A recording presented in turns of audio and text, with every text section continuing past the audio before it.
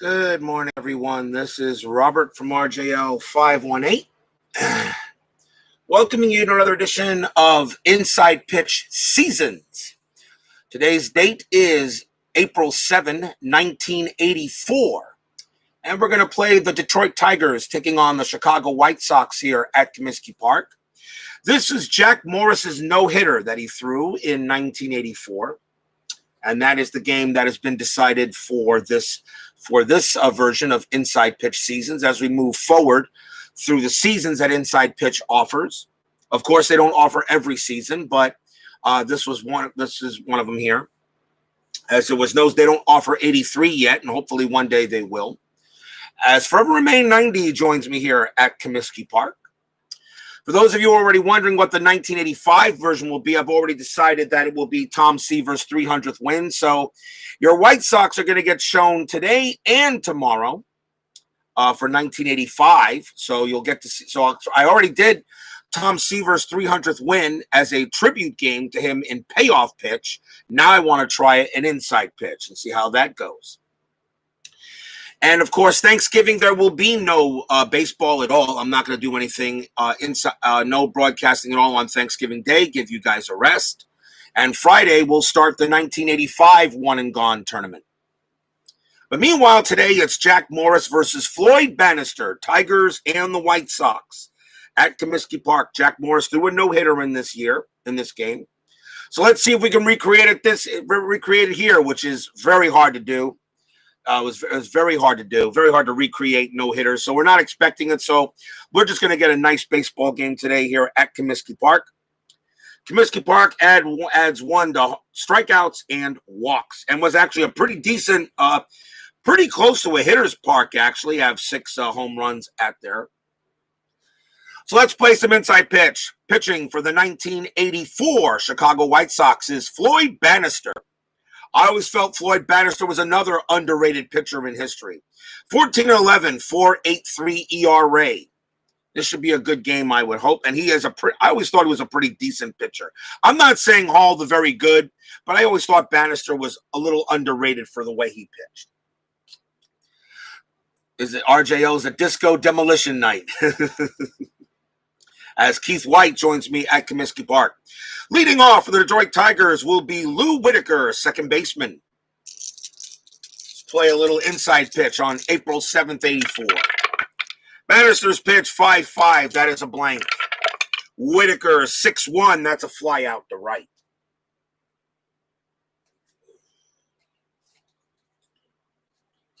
One man down, and the batter will be shortstop Alan Trammell. Bannister, 3-5. That's a strikeout chance at 18 is too high. 1-1, ground out third for out number 2. Here's first base, Barbaro Garby. Bannister, 6-1, error on a grounder. Garby, 4-4. That's a ground ball to short. The ball is hit to Scott Fletcher. His error rating is a 7. That is a 4. Fletcher's going to boot the ball, and Garby's going to wind up hitting on first, so that is an error on E6. First error on the White Sox in this game, so Garby goes to first, and that will bring up the catcher, Lance Parrish. Strat rolls are going back to being suggestive, and nothing happening there. I just didn't understand some of the strat rolls I was getting, so I'll use them once again as a suggestion, not a hard and fast. 5-1, Bannister, that is a blank. Parrish, 6-4, single into past the second baseman for a base hit. Garby's base running rating is 4. It needs to be a 3, and it will be. So Garby will get to third base on a single by Parrish. Runners at the corners. You have to catch these groans of the fans at Comiskey. Here is the left fielder, Larry Herndon, with 2 outs, anything on Strat. A 9, nothing happening. Bannister's pitch, 5-6 against a righty. That is a blank. Herndon, 5-1. Ground out to short. That will end the inning. So nothing for Detroit on 1 hit and an error, as the error does not hurt the White Sox in this game. We go to the bottom of the first. Starting pitcher for the 1984 Detroit Tigers will be Jack Morris, 19-11, 3.60 ERA. He pitched a no-hitter in this game. That's why I chose it. And this 1984 Detroit Tigers is considered one of the best teams in baseball history, deservedly so. Absolutely. Leading off for the White Sox will be center fielder Rudy Law. Morris with the pitch, 1-4, error on a throw.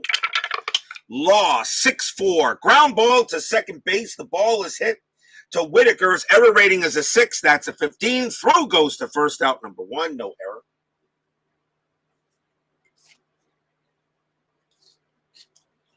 Next up here is the catcher, Carlton Fisk. The original Pudge. 6-2 for Morris. Wild pitch. Ball 1. 3-5. On Morris. Strikeout chance 16 is high. Fisk will swing and it. Wow, okay. 2-6, and that's going to be a fly out to left for out number 2. Next up is the right fielder, Harold Baines. Hall of Famer. Meh. No. Does not belong in the Hall of Fame. Sorry. Hall of the very good, yes. Hall of Fame, no. Morris with the pitch. 1-2. Possible error. Baines. 2-5 against the righty. That is a single pass. That's a single to Morris, and that's going to be an error. An S1 right past Morris, and it's a 20, and that is a definite error. So Baines is actually going to wind up on second base. So that is a single and an error, and that takes care of the no-hitter by Jack Morris. And that is an S1. That is a base hit and an E1. So first error on the Tigers. So we try to get the no-hitter from Morris, and that takes care of that.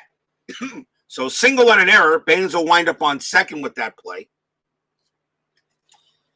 Here's the Chicago designated hitter, Greg Lucinski, with 2 outs. Strat roll say anything? Nope. Morris will pitch. 2-2. Strikeout chance. 15 is too high. Lucinski swings 4-2. Star line 3. He will ground out to third, and that will end the inning. No runs for the White Sox. They also have a hit and an error on the Tigers. No score at the end of 1.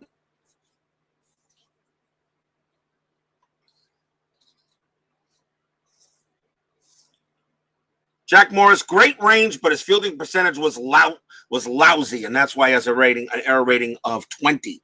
Top of the second inning, who leads off? That would be Detroit's designated hitter in this game, and that was Rod Allen. So already no hitter today. Here's the pitch from Allen. 6-4 for Bannister. That is a strikeout chance. The 19 will get him. Allen goes down on strikes.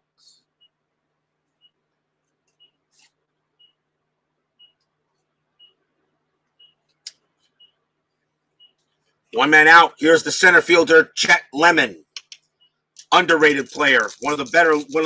Hall the very good, to my opinion. Chet Lemon, always a strong, good, always a very good player. Bannister with the pitch. 5-5. That is a blank. Lemon, 6-3. Fly out to center.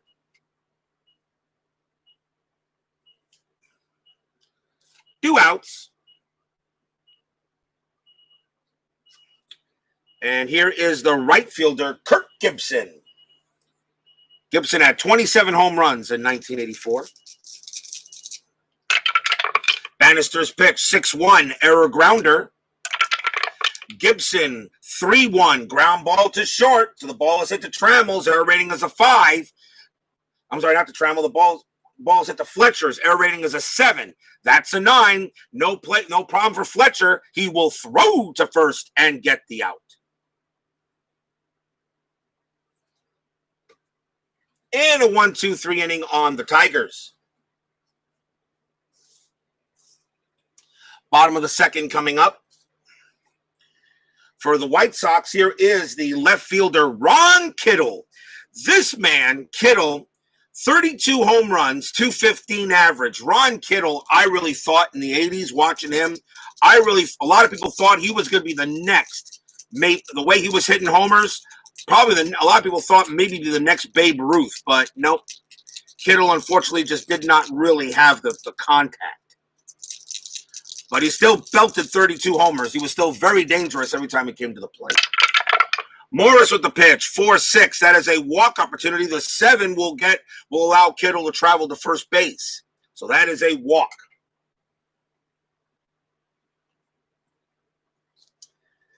Next up, first baseman Tom Pachorick. Kittle on at first. Let's see if there's anything on the strat roll. A 20.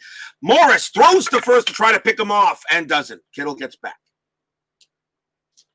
Infield halfway. Morris will pitch. 6-5. Range play. Pachorick, 2-1. Ground ball to first base. The ball is hit to Garby. His range is a 3. Does he make the play? He does not. It goes in the infield. Is it a single or a double? That's going to be a single. So that is going to be a single 9 is what that will be. So Kittle's base running rating is a 2. Single 9 to get the third is +2. So the 2 becomes a 4. The ball is hitting to right field now. So that would be Gibson. He has no arm. So a 1-4, Kittle will make third. He does. Kittle makes it to third. Pachorick on at first. And that is a base hit.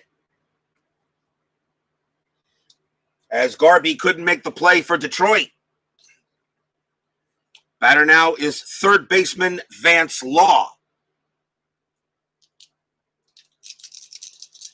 Actually, the infield was halfway, too, so Garby's range really was a 2, not a 3.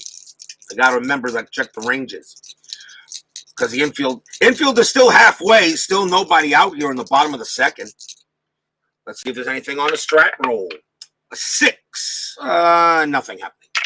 Morris will pitch. 3-6. That's a range play at the ballpark. Comiskey Park. 3-4. That's a ground ball to short. And the ball is hit to Trammell. His range will be a 4 due to infield halfway.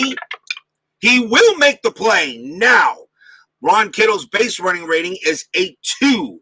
They're going to send Kittle home, and they're going to try for the double play. Double play 3-0 +1 is 4. Whitaker has no pivot rating, so a 1-4, they will turn 2. And they do. Kittle does come in to score, though. So they get the 6-4-3, but the White Sox now lead it 1-0. As they traded 2 outs for the run. And it's early in the game, so why would you not want to do that?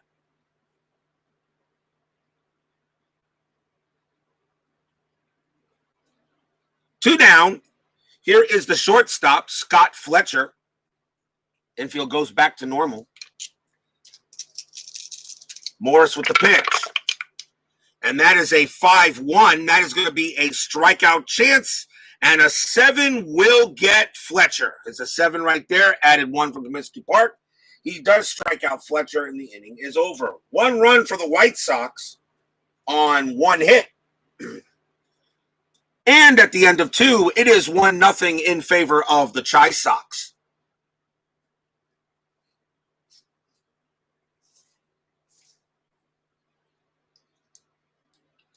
We go to the top of the third. Leading off for the Tigers will be third baseman Tom Brookins.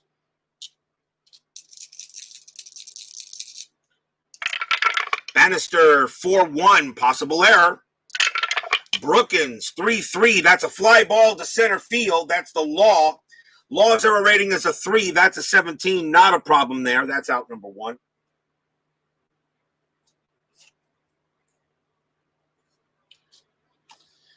Lou Whitaker will take a swing. Pitch to Whitaker, Bannister. That's an error on a grounder, 6-1. Whitaker 1-1, ground ball to second. The ball is hit to Cruz. His error rating is a 7. That's a 4. He will commit the error. And since it's only a ground ball, Whitaker will wind up on first base. So an E4.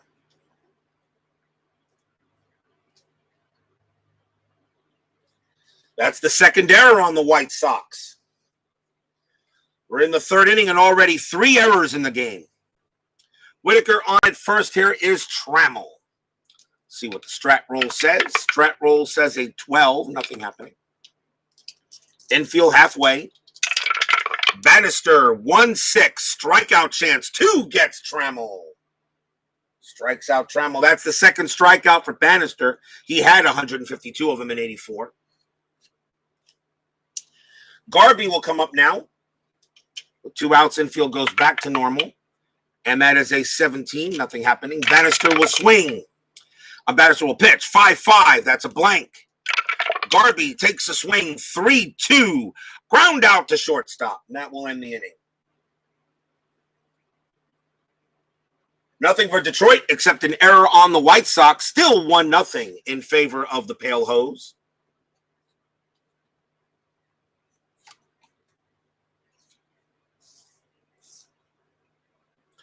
Bottom of inning number 3. Second baseman Julio Cruz will bat for the Chi-Sox. Morris, 3-6. That's a range play at the ballpark. A 4-2. That's a star line 1. That's a ground ball to second. Whitaker's range is going to be a 3. He will make the play. Nice stop by Whitaker. Throws to first to get the out.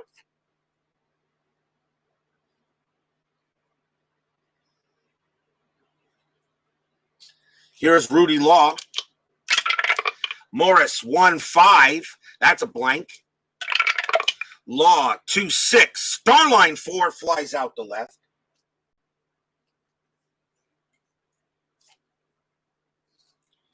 And now the original Pudge.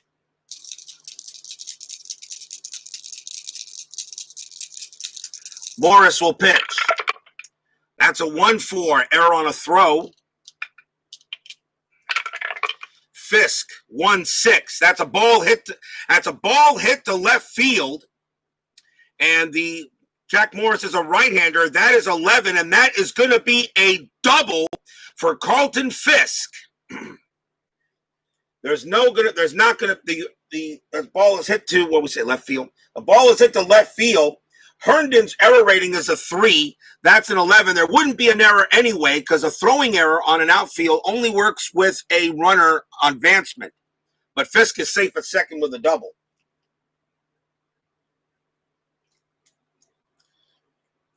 Fisk on at second. The batter will be Harold Baines. Anything on a strat? 16, no. Infield is still normal. Morris with the pitch. 6-5. That's another range play. 3-5. That's a ground ball back to Morris. His range is a 5, though. He'll make the play. He got it. He'll throw to first and get the out.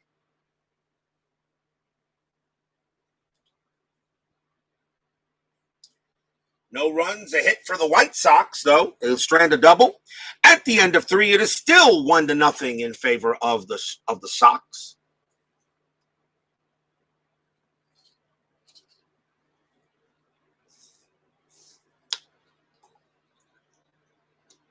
Top of the 4th coming up.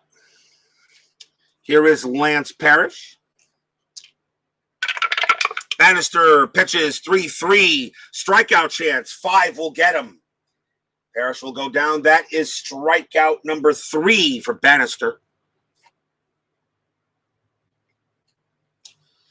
Larry Herndon comes up. Bannister 1-2. That's a walk chance. That 14 will be too high. Herndon 6-5. And that is a star line 6. And that will be a fly out to center.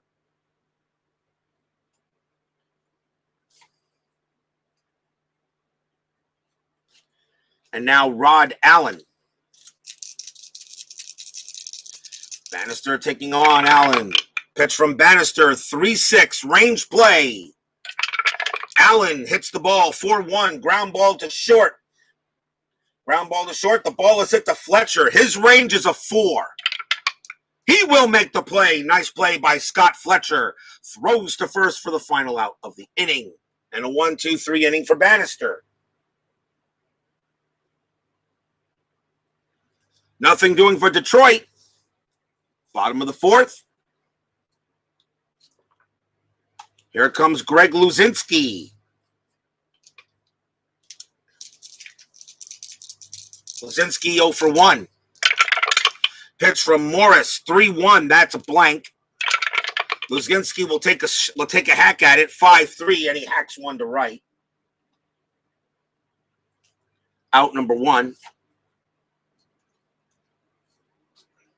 Here's Kittle. Kittle walked his last time up.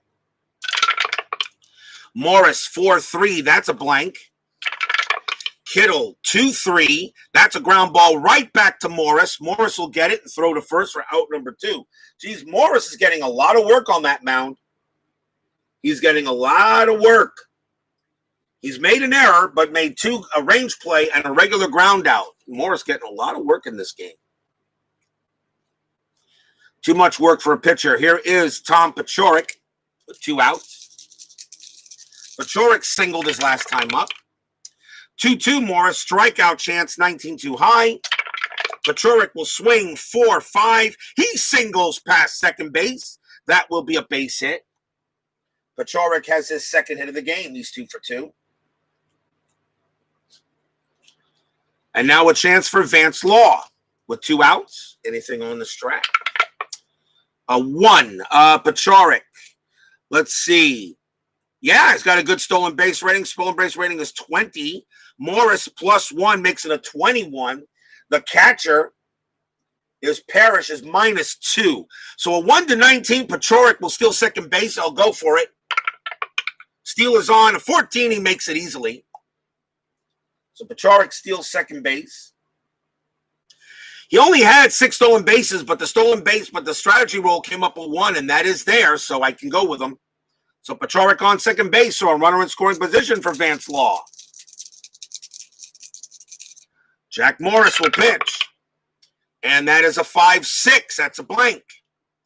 Law takes a swing, 2-5. Ground ball, shortstop. Trammell will toss it over to first base easily, and the inning will end there. No runs and a hit for the White Sox. Still 1-0.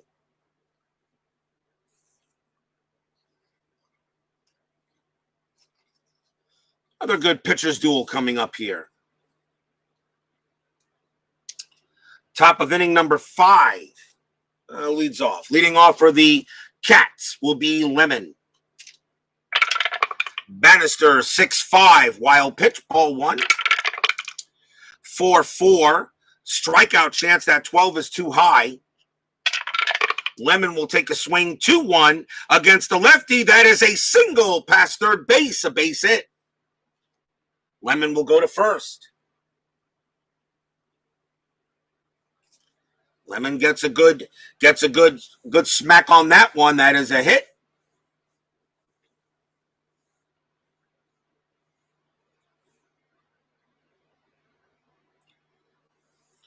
And that will bring up Kirk Gibson. Infield halfway. Anything on a strat? Strat says 17. Nothing happening. Bannister will pitch. 1-6. That's a strikeout chance. He will get Gibson on that. And that is strikeout number 4 for Bannister. 1 out. Here's Tom Brookins. Strat roll says an 11. Nothing happening. Bannister will pitch. 3-5. That's a strikeout chance. That 1 will get Brookins. Strikeout number 5. For Bannister, 2 outs. Now the infield goes back to normal. Here's Whitaker.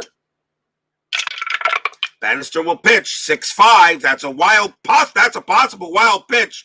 And that is a 3, and that's exactly what it's going to be. Bannister throws it to the backstop. Lemon goes to second.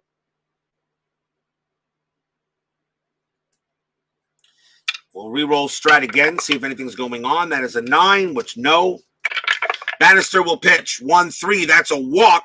The 15 is too high. Whitaker swings. 5-5. Starline 1. He grounds 1 to second base. Cruz will toss it over to first for the out.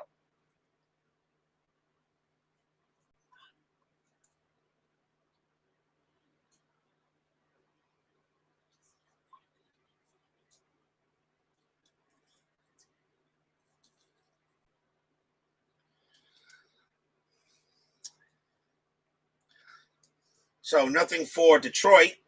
They do get a hit for that. And we will go to the bottom of the fifth with a 1-0 lead by the White Sox.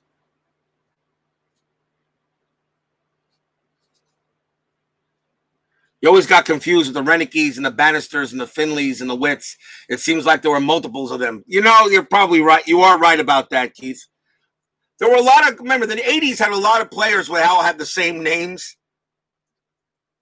That's actually very true. Scott Fletcher will lead off for the White Sox here in the bottom of the fifth. Tonight on Payoff Pitch 85, we got the Los Angeles Dodgers again.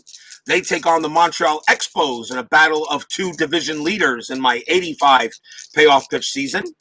And tomorrow, we go to 1985 in Inside Pitch. And Inside Pitch seasons, I've already chosen to do Tom Seaver's 300th win. So it's Phil Rizzuto Day at Yankee Stadium, as these same Chicago White Sox will play the New York Yankees. As I already did Tom Seaver's 300th win in Payoff Pitch when he passed away. Now I want to see how it works, how we do it in Inside Pitch. There will be no streaming on Thursday. Thanksgiving I'm taking off. And Friday we will have beginning of the 1985 One and Gone tournament in Inside Pitch. Jack Morris will pitch here, 4-4. That is a walk plus 10. Fletcher, that is a 19 plus 1's a 20, and he will walk Fletcher. Fletcher gets a rare walk. He will trot down to first. The batter will be Julio Cruz, infield halfway. See what Strat says. A 17. Fletcher. Cruz is a bunt rating of 4. Yeah, I'll go do the bunt because Cruz only bats 222. So they will do the bunt. So let's see what we got here. Bunt is on. 3-2 from Morris. That is at the ballpark. That is ignored. So now we just roll the bunt. And that is a 3. The ball is hit to the first baseman. He is playing in, so the bunt rating is reduced by 1, so it becomes a 3. That is a 10, and that is going to be a successful sacrifice bunt. So the only play first base throwing to Morris to cover, and that is 1 out, but Fletcher will move to second. And the bunt is successful. So we have an SH1. Runner put in scoring position for Rudy Law. Infield back to normal. First, we should roll a strat, shouldn't we? Strat roll says an 8. Nothing happening. Morris will pitch 6-4. That's a range play. Rudy Law swings 5-1. That is a single possible to left field. That's Herndon out there. His range is a 2. If he makes the catch, it becomes a fly out. It is a 4. Herndon can't get it. That's going to be a base hit. A single left. Fletcher's base running rating is a 3. Becomes a +1 with a 4 for a single to left field. Herndon's arm is +2, so it's a 6. So Fletcher will automatically score from second with no problem at all. Rudy Law will hold it first. It's 2-0 White Sox. Stadium cheers. Yay!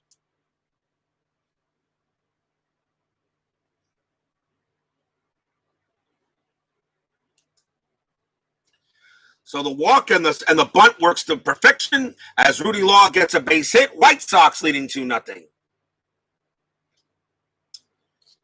Next up will be Carlton Fisk. Infield back to halfway. Fisk is 1 for 2. He had a double his last time up. Anything on Strat? That is a 10, no. Morris, 2-5. That's a blank.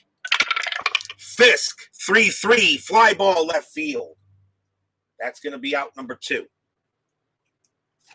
Infield back to normal for Harold Baines. Strat roll, 16-0. Morris will pitch. 4-3, that's a blank. Baines takes a swing, 1-4 against a righty. That is going to be a single past second base. That's a base hit. Rudy Law's base running rating is a 4. He will make third easily. I don't even have to worry about it. Plus with an extra with 2 outs, it's a 5. So Rudy Law easily makes third. And a base hit for Baines. Baines is now 2 for 3. And now a chance for Greg Lucinski. As for Remain love seeing the White Sox putting it on the board. 2 outs, runners at the corners. Strat roll, nothing. Morris will pitch. 3-4, a hit by pitch. That 6 is too high. So Lucinski will swing. 4-5, start line 5. He flies out to center. But the White Sox get a 1 run on 2 hits, a walk, and a sacrifice. And it is 2-0 at the end of 5.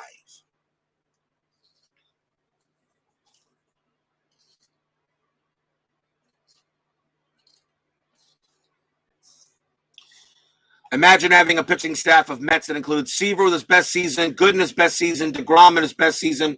Not sure the fourth would be. Koosman would have to be one of the 4. Because Koosman would have to be one of the 4. There's no doubt in my mind on that. So Koosman would have to be the 4th. And if you wanted to make a 5th, that would be difficult. The 5th would be the hard choice. Koosman definitely the 4th. Koosman had some very good years in New York. Very good years with the Mets. Koosman was very good. Koosman belongs in the Hall of the Very Good. Koosman had to be 4th. If I had to make a 5th choice, David, I would have. No, Al Leiter was good. Yes, for my choice, it'd have to be David Cone. David Cone would have to be my 5th because David Cone had an awesome year. I believe it was 1980. What was it? 87, 88, something like that. He had an awesome year, David Cone. Cone would have to be the 5th. So I would go Seaver, Gooden, DeGrom, Koosman, and then Cone. Al Leiter, I do like. He would be in the bullpen as a spot starter. Leiter probably in the spot starter, along maybe with Johan Santana. You could make an argument for Santana, or if you want Syndergaard. Although Syndergaard right now has got a loss of control, but maybe the surgery will do better for him. Top of the 6th inning, Bannister back on the mound. Kirk Gibson leads off for is it Gibson? No, not Gibson. I'm sorry. Who leads off? Who leads off here? That would be Trammell. I'm sorry, not Gibson. Trammell. Alan Trammell leads off for the Tigers here in the top of the 6th. Did Viola do good there? Yeah, Frank Viola did pretty well. He did pretty well, but I wouldn't put him up there with the other guys. Bannister's pitch, 2-3. Strikeout chance, 9 too high. Trammell will swing, 2-4. A ball hit to center field against the lefty. That is going to be an 8, and that's going to be a leadoff double for Trammell. Trammell will head to second base. Leadoff double, and the batter will be Barbaro Garby. So the leadoff man at second base as the Tigers try to get something going here in the 6th inning. Strat roll says an 18-0. Bannister will pitch. 4-1, possible error. Garby, 3-5. That's a ground ball to short. And that's it to Fletcher's error rating is a 7. That is a 6. It's going to be an error on Fletcher. That's going to be another E6. It's a grounder, so it's only a 1-base error. So Trammell will go to third, Garby on it first. Third error on the White Sox.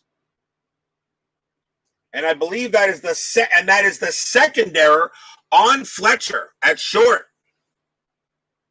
So the Tigers are in business with runners at the corners. Here is Lance Parrish. Nobody out. Infield will be halfway. White Sox will play for 2. Strat roll says an 18. Nothing happening. Bannister, 1-6. Strikeout chance. 13 will get Parrish. Parrish with a 13 plus 1 is a 14. He strikes out Parrish for the second time. Big K. Larry Herndon will take a swing. He's 0 for 2. Strat roll of 4. Let's see here. Nothing from Trammell. Barbaro Garby 3, -1 is a 2. A possible hit and run. Hit and run is available. Let's see. Bannister. Let's see. Had 102 strikeouts. Herndon. Do you try a hit and run here? Runners at first and third. Herndon's strikeout rating a 10. Barbaro Garby's a 9. It would be a tough throw. Trammell will be a dead duck at home if he strikes out. Do we do a hit and run? Herndon bats 280. I'm going to say no. Herndon will hit away normally. No hit and run there. Bannister will pitch. 4-5. That's a hit by pitch. 3 + 3 is 6. That is an 18. He does not hit Herndon. But Herndon gets the swing, though. It is a 2-2. And against the lefty, that's going to be a single past third base. It's a base hit. So Trammell will come in to score. Barbaro Garby's base running is a 2. An S5 has to be a 6 in order to get the third, so we'll hold it second. Herndon's on at first. So a base hit for Herndon. Run comes in to score, 2-1 now, as the Tigers cut the lead in half. They finally break through Bannister. Here's Rod Allen. Runners at first and second. Infield still halfway. That is a 17. Allen's bunt bats 296. I'm not going to have him bunt. I'll call off the bunt. Runners at first and second. Bannister's pitch. 3-3. Strikeout chance. 17. Got him. He gets Allen with a 19 on strikeouts. Bannister gets Allen. That is strikeout number 7. 2 outs now. Infield back to normal for Chet Lemon. Detroit got something going on here, but now there's 2 outs. Strat rolls as a 6. Nothing happening. Bannister will pitch. 2-1. That's a walk chance. The 12 is going to be too high. Barely. Lemon's walk rating against the left is a 10 +1, but a 12 on the dice. But Lemon gets the swing, though. That's a 3-1, and he lines it right to short, and Fletcher will make the catch on a spearing liner. And that ends the inning. 1 run, 2 hits, 1 error. It's now a 2-1 ball game here at Comiskey Park.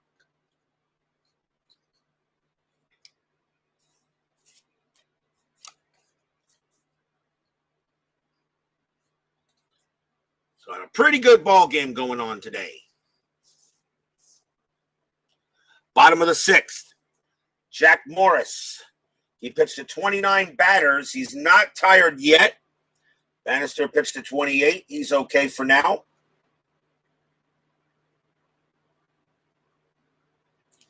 Here is Ron Kittle against Morris. Morris pitches 4-1 against the righty. That is a blank. Would have been a home run chance if Kittle was a lefty. Kittle does swing, though. 2-6. He grounds out to short for the first out.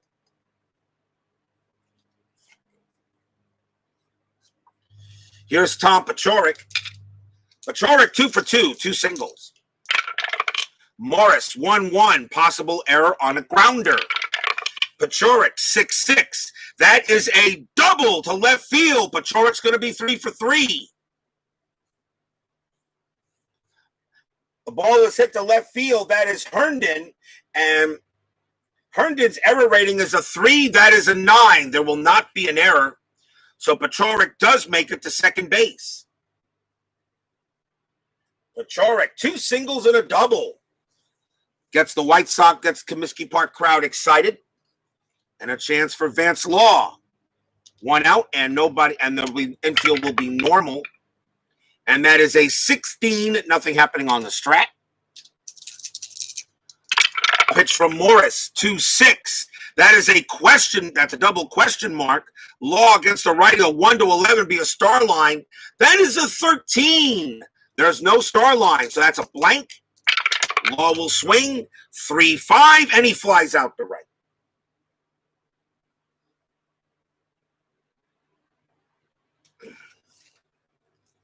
Fly out to right field. Pachorik's base running rating is a 2. And in order for him to go to third base, it's just his base running rating. So you roll 2d6. And on a 4, Pacharik will hold at second base. So he stays at second. Really didn't probably need to go to third. But unlike payoff pitch with 2 outs, all right, in payoff pitch, usually if you have a base running rating with at least a 6 at second base, a single with 2 outs will automatically score the run from second. Not so in inside pitch. Not so. Inside pitch's base running is a lot more detailed. A little clunky to get used to, but once you do, you get it down pretty good. And as much as I love payoff pitch, I'm leaning a little bit more slightly inside pitch because of the ability of some of the depth of the game. Pacharik on its second. Morris will pitch. Let's see what kind of strat roll we have at 10, nothing. Morris will pitch 6-3, and he is not tired. That's going to be a blank. Fletcher will hit 3-5. He singles to left field, trying to make up for the errors. Single to left. Pachorik's base running rating is a 2, plus 1 is a 3. In order to get to, he adds 1 from second to home. You add 1, plus 1 is a 4. The left fielder is Herndon, plus 2 is a 6. Pacharik will automatically score. There's not going to be a throw, so Fletcher goes to first. Fletcher makes up for the errors. It's a base hit. It does score Pacharik. And the White Sox now lead it 3-1. Stadium cheers. Yay! Scott Fletcher makes up for at least one of those errors he made. He made 2 of them today. Here is Julio Cruz with 2 outs. Am I still rolling strat? Yes, I am. A 19. Cruz is not going to bunt with 2 outs. Morris, 3-5. That's a strikeout chance. The 20 is too high. Cruz swings 5-4, and he flies out to right. And that will end the inning. 1 run for the White Sox. 2 hits. We're at the end of 6. The Pale Hose lead the Cats 3-1. I'm sure pretty much to Forever Remains happiness. Yes, of course. As Forever Remain loves his White Sox. Top of the 7th coming up. Bannister can pitch to 3 batters before he gets tired. We'll see how long we'll keep him in there. Leading off will be Kirk Gibson for the Cats in the top of the 7th inning. Bannister 2-3 strikeout chance. That 13 will get Gibson. Gibson a 15 plus 1's a 16 against the lefty. That is a 13. Gibson goes down at strikeout number 8 for Bannister. He is dealing. Trying to get revenge for that no-hitter in 84. Here's Tom Brookins. Bannister 1-4, strikeout chance 12. That will be too high. Brookins swings 1-2. He grounds out right back to Bannister. Bannister throws to first for the out. 2 outs. Here is Lou Whitaker.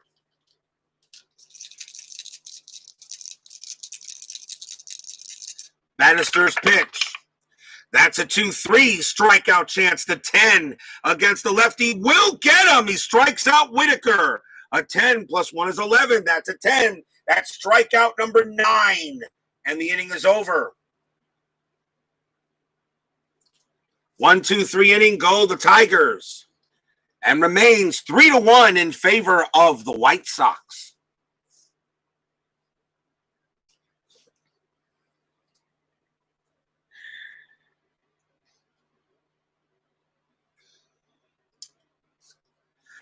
That's going to be all for Jack Morris. He is going to come out of the game. Got two lefties and a right coming up, so the Tigers will go to the pen. Let's see what they want to bring in.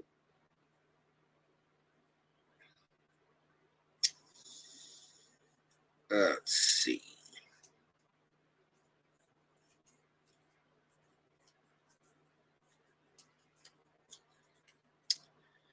Wow. Tigers only have one relief pitcher as a lefty, and they're going to bring him out. It's going to be Willie Hernandez, who's, of course, their closer. Willie Hernandez, 9-3, 32 saves, a 1.92 ERA. He will come out and pitch probably at least inning 7-8. He can pitch to 7 batters before tiring. One thing I like about also about inside pitches, pitcher fatigue. I think it's better than payoff pitches, pitcher fatigue. The thing about pitching fatigue in inside pitch is if a pitcher gets tired, his stats really only go down by about 3 cells, because this would become a walk, that would be a base hit, and that would be a question, and that would be a tire right there. So it only lowers his fatigue by his abilities by about 10%. In payoff pitch, when a pitcher's fatigued, I've noticed his abilities go down very strongly, and I think maybe too much. That's why I don't mind letting a pitcher of an inside pitch a little longer. Rudy Law leads off for the White Sox, top of the order here in the bottom of the 7th inning. 1-4 for Hernandez. That is a blank. Law, 4-1, ground out to short. Out number 1. Here's Carlton Fisk. Hernandez, 4-5, strikeout chance, 14 too high. Fisk will swing, 2-1, ground out to third.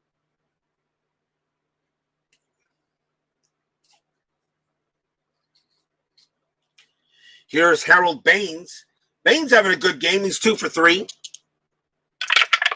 Hernandez, 1-1, strikeout chance, 4 will get Baines. 1-2-3 inning for the White Sox, and that is the first inning in this game that the White Sox do not get at least 1 hit.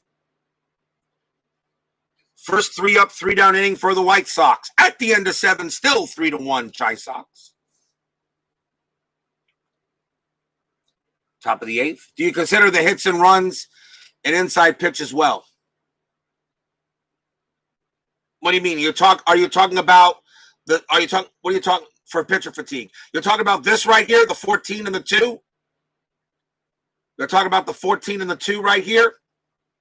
For instance, if he gives up 14, a combination of 14 hits and walks, you'll automatically pull the pitcher? Is that what you're talking about, Forever Mate? I actually have done that on the computer game. I've done that on the computer game. I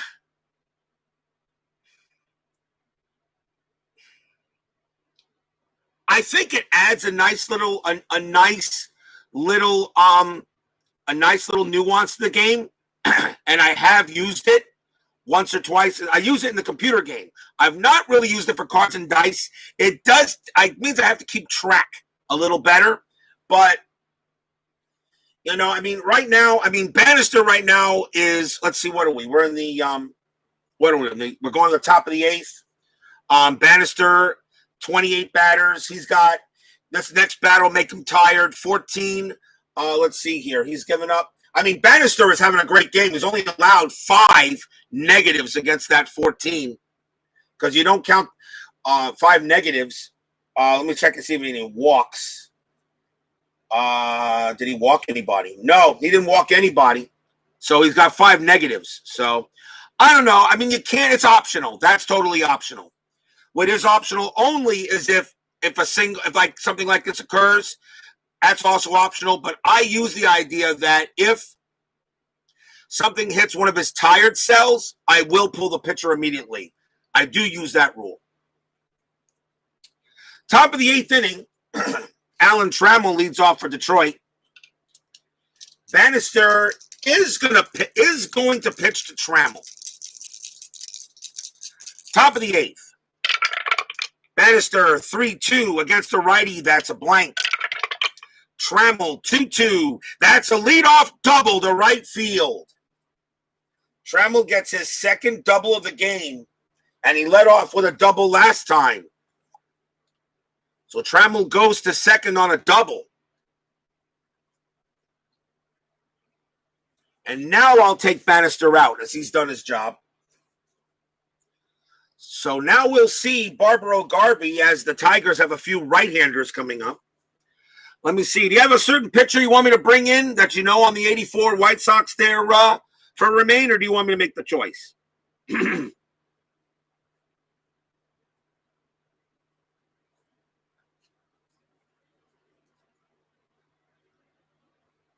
You have a certain pitcher you want me to bring in, or do you want me to make a choice for the 84 White Sox for you?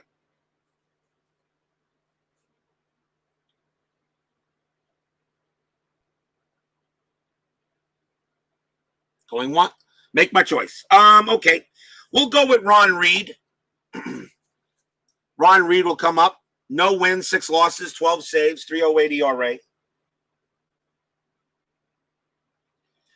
Ron Reed will pitch to Barbaro Garvey. There is nobody out. Runner on second, 3-1.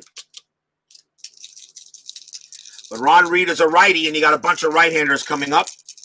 Garvey will bat. Anything? Garvey on bat. Anything of a strat. Nothing happening. Reed will pitch. 1-5 against the right. Oh, boy. 1-5. That is a home run check against a righty. Barbaro Garvey has no home run rating against right-handed pitching. So we never hit a home run, and there's no modification at Comiskey Park. So no homer. So that becomes a blank. Wow, that was close. But Garvey does get to swing 6-3, and he flies out to left. So he hits a long fly ball to left field, but Kittle's there to make the catch out. Number 1, Trammell will hold. And now Lance Parrish. Strat roll, a 19. No, Parrish is not bunting. Reed will pitch, 4-4. That is a possible error on a throw. Parrish, 5-5. Popped up to third base. There will be no error there. Pop out to third, 2 outs. Here's Herndon. Strat roll, 13. Nothing happening. Reed will pitch. 6-6 range play. 1-1 on Herndon. That's a ground ball. That's a single pass short. Now it's a range play, so Fletcher's range is a 4. Here, the infield is normal. Does he make the play? Yes, Fletcher makes the play. He's got it. Throws to first, out of the inning. He turns a single to short into a grounder to short.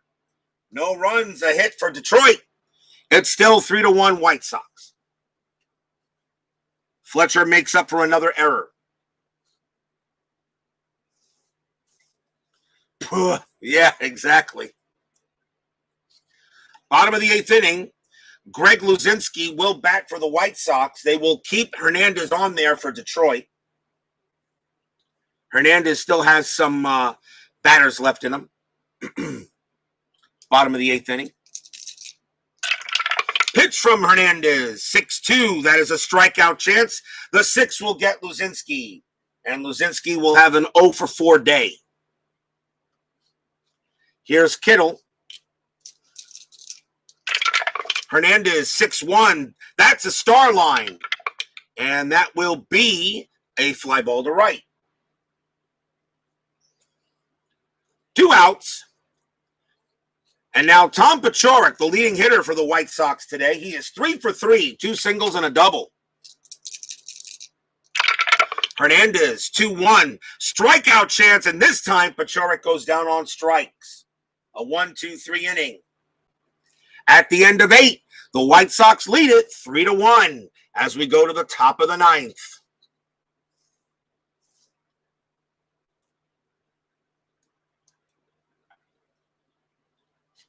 Two righties and a lefty coming up. Rod Allen will bat against Ron Reed in the top of the 9th inning.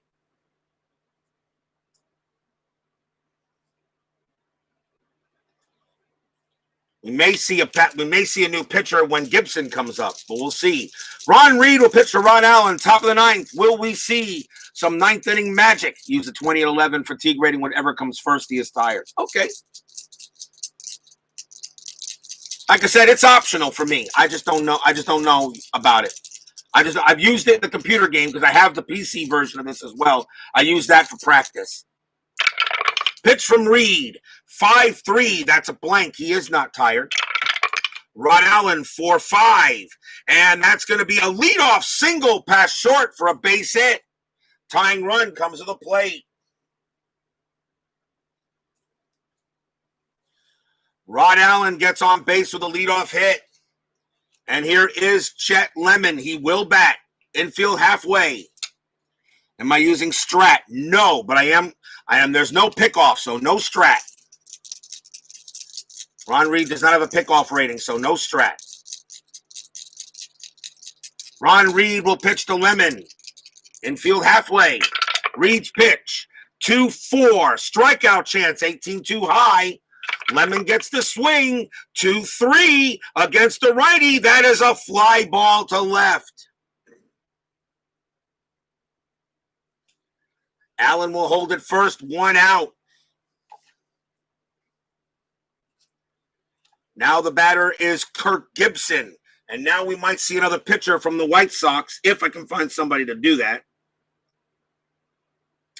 And we will. 1 out. Ron Reed's going to come out of the game, and coming into pitch will be Juan Augusto. 2-1, 7 saves, 3.09 ERA. Plus, Reed is now tired, so I had to take him out anyway. So here's Kirk Gibson, lefty on lefty, and yes, Gibson will bat with 1 out. You don't replace Gibson. No strat. There is a strat roll. 15, nothing happens because Augusto does have a pickoff rating. 3-1 White Sox.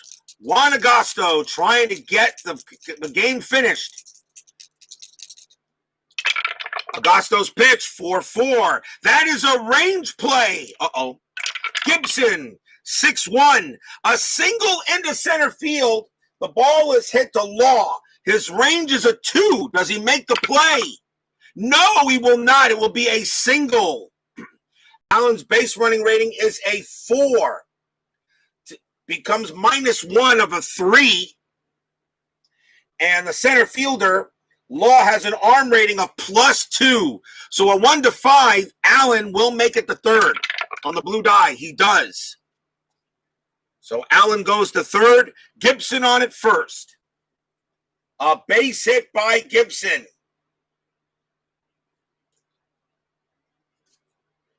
The batter now is Tom Brookins.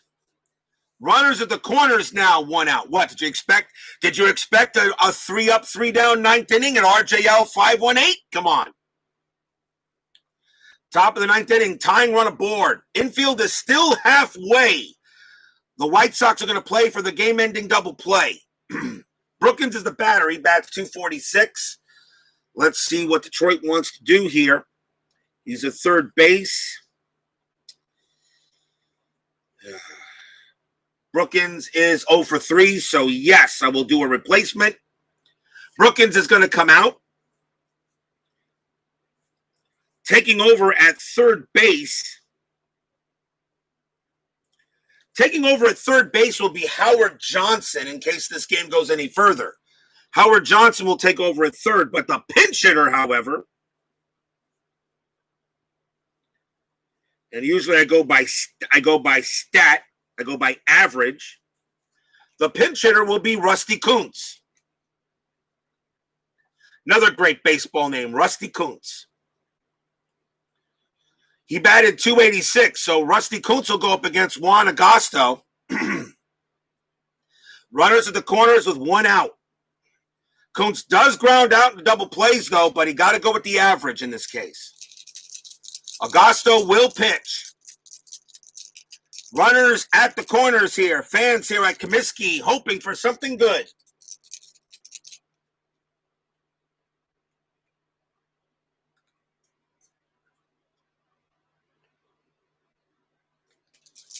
Pitch from anything on Strat.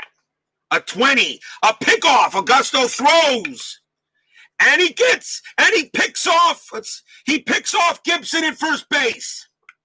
Juan Augusto rolls a 3. He picks off Gibson. Gibson is out at first. He picked him off. Wow, Gibson was leaning, and Juan Augusto got him. Oh, what a play.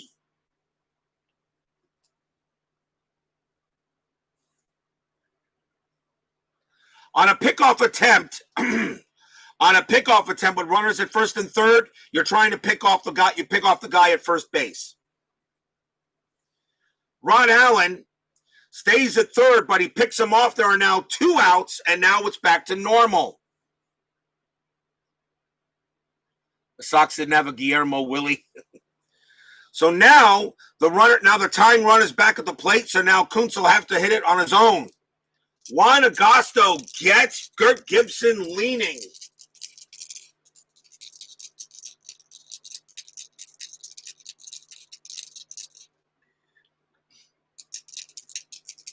We'll try another pickup. We'll try another one. 7. This time, no. Augusto will pitch. That's a 1-3. That is a blank. Kuntz, 4-4. Fly ball to right field. Fly ball to right. Baines is going to get under that one. Puts out his glove. Blop. And the ball falls into it. That's your game. White Sox win the game 3-1. No runs, 2 hits.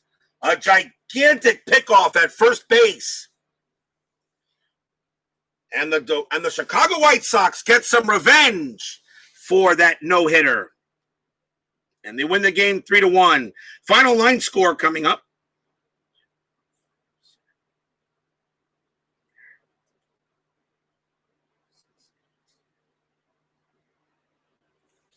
Not the prettiest games, not the prettiest of ball games.